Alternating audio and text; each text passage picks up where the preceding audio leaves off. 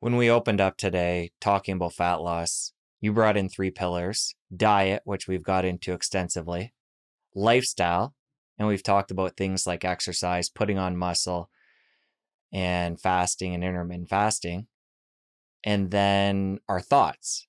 So before we part ways, I want to hit on any other lifestyle modalities that you would include somebody looking to burn more fat, and then we'll move into the mind. Any other lifestyle modalities for burning fat? Yes. And then I love talking about the mind and your thoughts.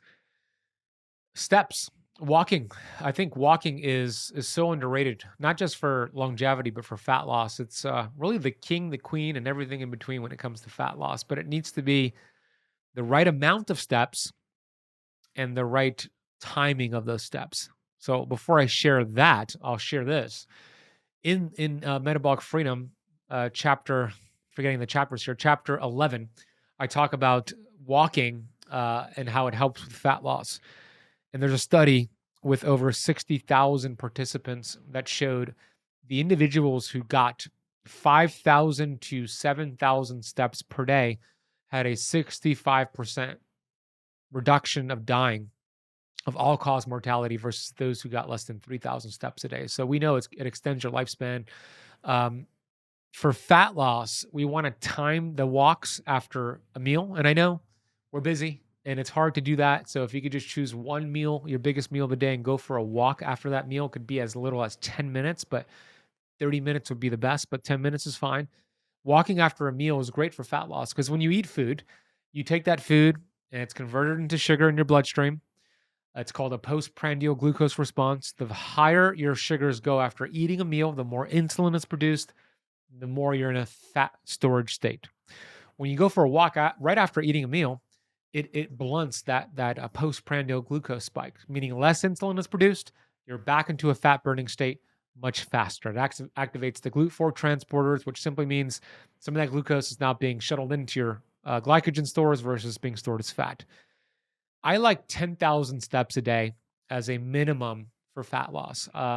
Building it up, and I talk about this during the 30-day plan, we build it up to 14,000 steps a day. But really, wherever you're at right now with your steps, calculate it, whether you're using an Oura Ring, an Apple Watch, a pedometer, old school pedometer. Find out where you're at right now with your steps and just work on increasing it. So if you're at 5,000 steps, get it to 6,000 and build it up. But 10 to 14,000 steps per day is terrific, especially when you time it after meals. And it's not in one walk. It's these exercise snacks throughout the day. Great for fat loss. So I would recommend throwing in some steps for that.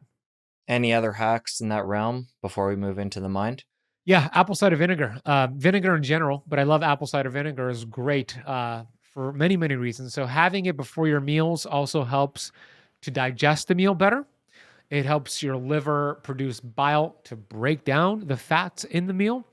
And it helps with that postprandial glucose response. There's a study in the diabetes journal that I put in the book that showed individuals who took about 2 tablespoons of apple cider vinegar before their meals had a 34% reduction in their postprandial glucose versus those who didn't take the apple cider vinegar. And these were done in diabetic patients.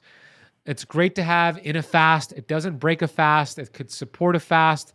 It's great to have before a meal. It's great to have after a meal. It's great to have before bed to help with belly bloat, to wake up with a flatter stomach. Add apple cider vinegar to your meals. Add vinegar to your salad dressings. It's a powerhouse of health and fat loss benefits. If you enjoyed that clip, you're going to want to head over here and catch a full episode. I'll see you over there. I focused on hormones and inflammation. I lost 80 pounds of fat in 9 months. I went from 34% body fat at my highest to 6% body fat at my leanest. And that was 17 plus years ago. I am proof that it worked and I kept it off since then.